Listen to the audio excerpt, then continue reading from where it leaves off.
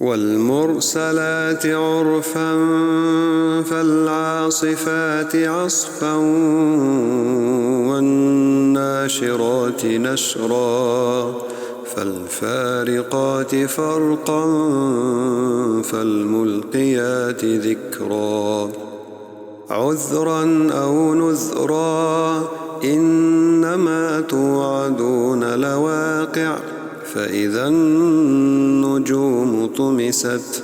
وإذا السماء فرجت وإذا الجبال نسفت وإذا الرسل أقتت لأي يوم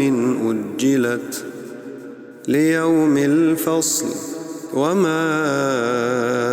أدراك ما يوم الفصل ويل يومئذ للمكذبين ألم نهلك الأولين ثم نتبعهم الآخرين كذلك نفعل بالمجرمين ويل يومئذ للمكذبين ألم نخلقكم من ماء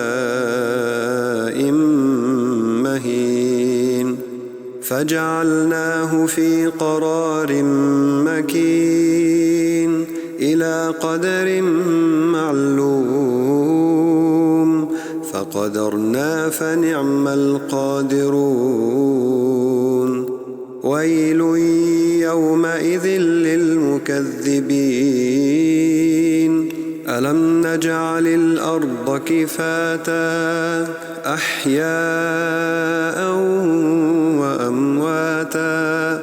وجعلنا فيها رواسي شامخات وأسقيناكم ماء فراتا ويل يومئذ للمكذبين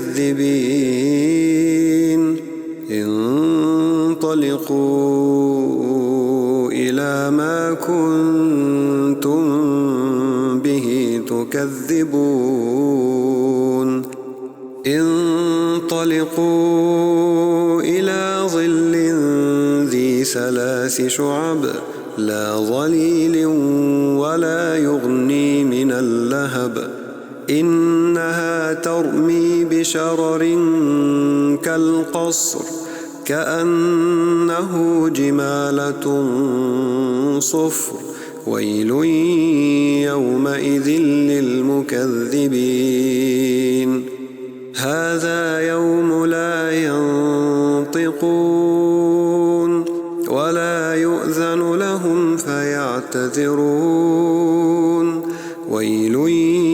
يومئذ للمكذبين هذا يوم الفصل جمعناكم والأولين فإن كان لكم كيد فكيدون ويل يومئذ للمكذبين إن المتقين في ظلال وعيون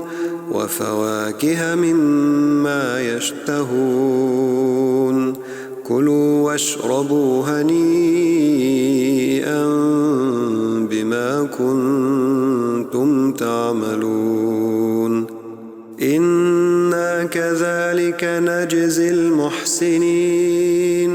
ويل يومئذ للمكذبين كلوا وتمتعوا قليلا إنكم مجرمون ويل يومئذ للمكذبين وإذا قيل لهم اركعوا لا يركعون ويل يومئذ للمكذبين فبأي حديث بعده يؤمنون